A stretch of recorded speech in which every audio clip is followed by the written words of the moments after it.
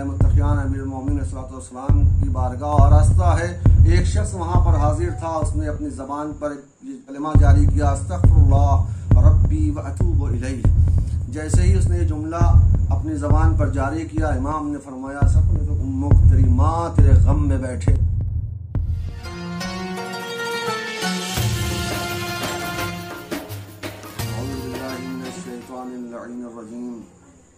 बिस्मिल्लाहिर्रहमानिर्रहीम अल्हम्दुलिल्लाहि रब्बिल आलमीन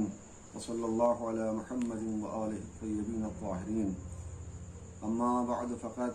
क़ाल रसूलुल्लाह सल्लल्लाहु अलैहि व आलिहि वसल्लम फ़ी फ़ज़्ल शहर रमज़ान व शहरुन अव्वलुहु रहमा व औसतुहु मग़फ़िरा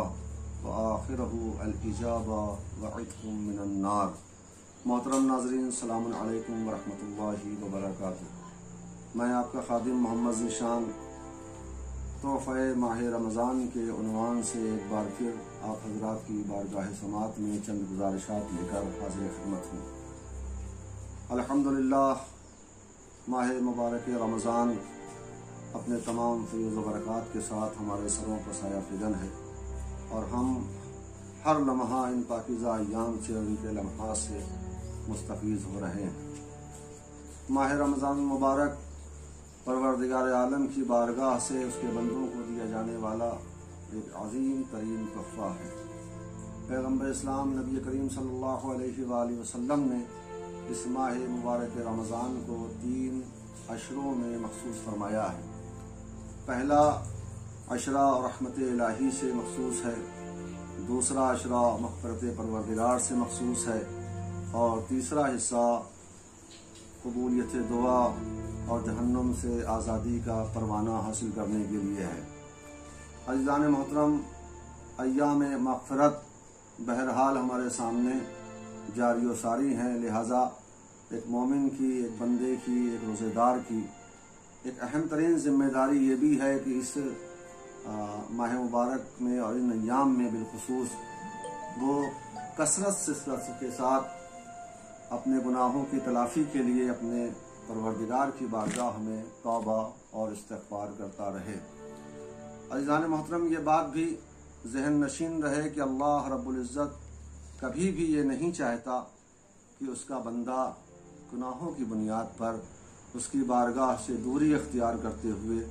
उसके अज़ाब का मुस्तहक़ बन जाए, बल्कि हर लम्हा रहमत इलाही अपने बंदों को अपनी आगोश में लेने के लिए बेकरार रहती है। परवरदिगार आलम उस अज़ीम ज़ात का नाम है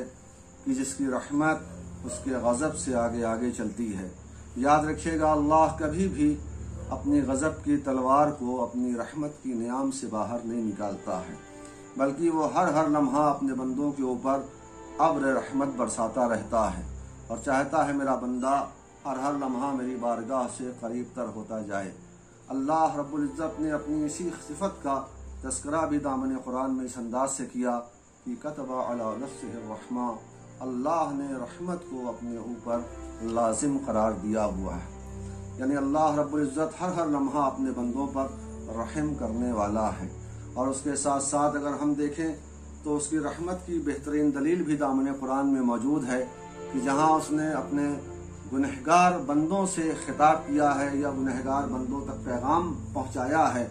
तो परवरदिगार आलम ने अपने उन नाफरमान बंदों को नाफरमान बंदा कह के पैगाम नहीं पहुँचाया है। यानी या अय्युहल साद का लफ्ज़ नहीं रखा है कि ऐ मेरे नाफरमान बंदों, बल्कि ये उसकी रहमत का तकाजा था कि जब उसने अपने गुनहगार बंदों की तरफ कोई पैगाम भेजा तो अपने नबी के ज़रिए ये कहलवाया कि कुल या इबादियल्लज़ीना असरफ़ू अला अनफुसिहिम ला तक़नतू मिन रहमतिल्लाह। ये मेरे नबी आप कह दीजिए, ये मेरे पैगम्बर आप कह दीजिए मेरे उन बंदों से कि जिन्होंने अपने नफ्स के ऊपर जुल्म किया हुआ है, यानी जिनके नफूस गुनाहों की बुनियाद पर आलूदा हो चुके हैं। अल्लाह रब्बुल इज़्ज़त ने जब पैगाम पहुँचाया तो कितना हसीन लफ्ज़ इख्तियार किया है। मेरे नाज़रीन और क़ारीन कुरान जानते हैं कि अल्लाह ने मासियत का लफ्ज़ नहीं रखा, بلکہ اس بندے کو جو گناہ کر رہا تھا پیغام پہنچانے کے لیے بھی جس لفظ کا انتخاب کیا وہ بھی رحمت الہی کا ایک عظیم مظہر ہے، یعنی اپنے بندوں کو دائرۂ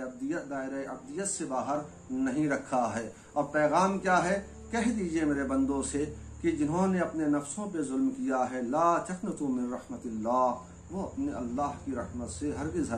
مایوس نہ ہو۔ ان اللہ یغفر الذنوب جمیعا، اس لیے کہ اللہ تو ہر طرح کے گناہ کو بخشنے والا ہے۔ انہ هو الغفور الرحیم، یقیناً وہ ذات ہے جو غفور بھی ہے اور رحیم بھی ہے۔ لہٰذا ہمیں ہر لمحہ اللہ کی رحمت کا خواستگار رہنا چاہیے۔ شاید یہی وجہ ہے کہ نبی کریم صلی اللہ علیہ وآلہ وسلم نے بھی ماہ مبارک رمضان میں جہاں روزے داروں کی بہت ساری ذمہ داریوں کی طرف روزے داروں کو متوجہ کیا ہے، وہیں پر پیغام اس انداز سے بھی ہے متعدد مقامات کے اوپر کہ کہیں ارشاد ہوتا ہے وَتُوبُوا إِلَى اللَّهِ مِن ذُنُوبِكُمْ، تم سب اللہ کی طرف اپنے گناہوں کی توبہ کرو۔ اس کے ساتھ ساتھ آپ نے فرمایا فَإِنَّ الشَّقِيَّ مَنْ حُرِمَ غُفْرَانَ اللَّهِ فِي شَهْرِ هَذَا الْعَظِيمِ، یاد رکھنا کہ وہ انسان جو اس ماہ مبارک رمضان میں بھی اللہ کی مغفرت سے محروم رہ جائے، اس سے بڑا بدبخت اور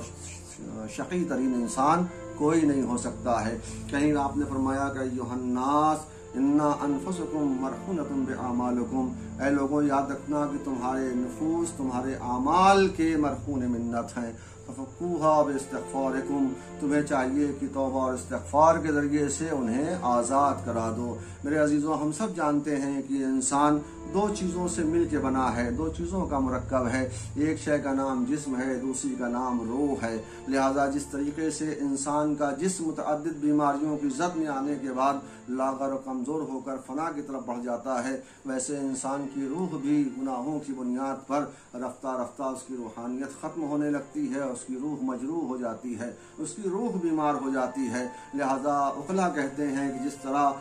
ہر انسان کے لیے ضروری ہے کہ اگر اس کے جسم میں کوئی مرض پایا جاتا ہے تو اس سلسلے میں وہ معالج کا سہارا لے، وہ اطباء کے پاس، وہ حکماء کے پاس جائے اور جانے کے بعد اس بیماری کو دور کرنے کے لیے ان سے نسخہ تجویز کرائے۔ یعنی ہر صاحب عقل پر یہ واجب ہے کہ بدن سے ان تمام ضرر کو دور کرے جو اس کے بدن کو نقصان پہنچا رہے ہیں۔ اسی طریقے سے انسان کو چاہیے کہ روح کو نقصان پہنچانے والے اثرات سے بھی انسان کو کسی نہ کسی طریقے سے اپنے کو بچانا ہے۔ اب سوال یہ ہے کہ بھئی جسم جب بیمار ہوتا ہے تو انسان ظاہری طور پر ڈاکٹر سے جا کر دوائیں تجویز کروا کر لیتا ہے، لیکن جب روح گناہوں کی بنیاد پر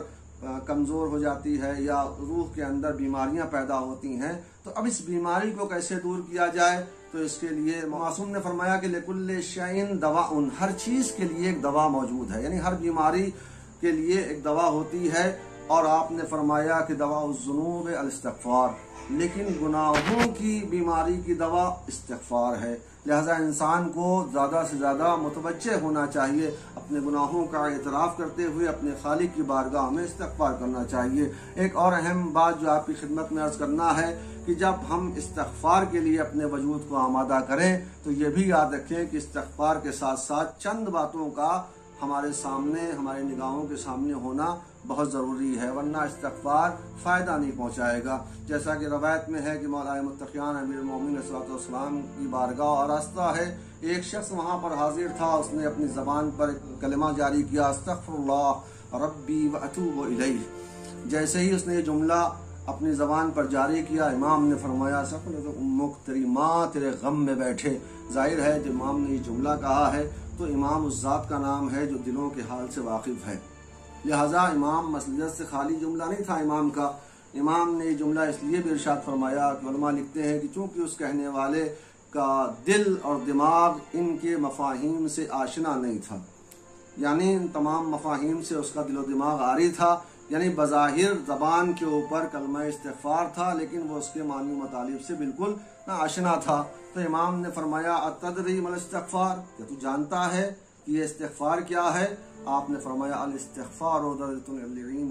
یہ استغفار بلند بالا افراد کا مقام و مرتبہ ہے۔ اور پھر امام نے فرمایا کہ یاد رکھنا اس مقام تک پہنچنے کے لیے 6 باتوں کا تمہارے ذہنوں کے سامنے ہونا ضروری ہے، یعنی جب تک تمہارا دماغ ان 6 معنوں سے آشنا نہیں ہوگا اس وقت تک تمہارا استغفار تمہیں فائدہ نہیں پہنچائے گا۔ امام نے فرمایا اولھا الندم علی ما مضی، ان میں سب سے پہلی بات یہ ہے کہ انسان نے جو گناہ انجام دیا ہے اس گناہ کے اوپر اسے احساس ندامت ہونا چاہیے، اتنا سخت احساس ہونا چاہیے کہ جیسے کسی انسان کا اگر بہت قیمتی مال ضائع ہو جائے یا اس کا کوئی بہت بڑا نقصان ہو جاتا ہے تو انسان بعض اوقات رنجیدہ ہو جاتا ہے، احساس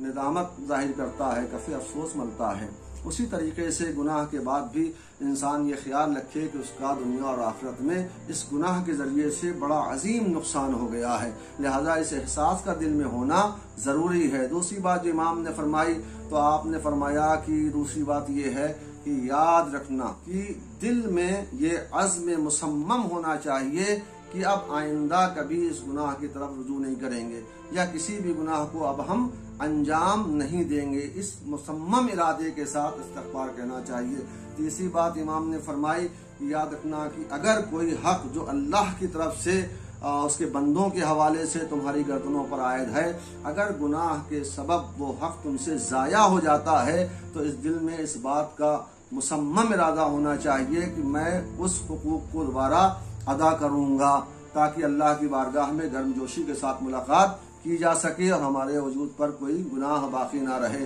چوتھی بات امام نے فرمایا کہ جو فریضہ تم سے چھوٹ گیا ہے، جو واجبات تم سے چھوٹ گئے ہیں، اس بات کا ارادہ رکھنا کہ میں فوراً ان واجبات کو ادا کرنے کی طرف متوجہ ہو جاؤں گا۔ پانچویں بات جو امام نے فرمائی وہ آپ نے فرمایا کہ یہ بھی خیال رکھنا کہ جو مال حرام کی بنیاد پر تمہارے جسم کے اوپر گوشت نمودار ہوا ہے، یعنی مال حرام کی بنیاد پر یا اس کے کھانے کی وجہ سے جو گوشت و پوشت تمہارے بدن کے اندر پیدا ہوا ہے، غم و اندوہ اور تکلیف کے ذریعے ان کو اتنا گھلا دینا کہ گویا کھال تمہاری ہڈیوں سے چپک جائے حتیٰ کہ ان پر نئے گوشت آ جائیں۔ اور چھٹی بات امام نے فرمائی کہ جس طرح تم نے اپنے نفس کو معصیت کی شیرنی چکھائی ہے، بالکل اسی طریقے سے اپنے نفس کو عبادت و اطاعت کا ذائقہ بھی چکھانا۔ پروردگار عالم کی بارگاہ میں دعا ہے کہ پروردگار عالم ہمیں اس ماہ مبارک میں سچی توبہ، حقیقی توبہ کرنے کی توفیق عطا فرمائے۔ وآخر دعوانا ان الحمد للہ رب العالمین۔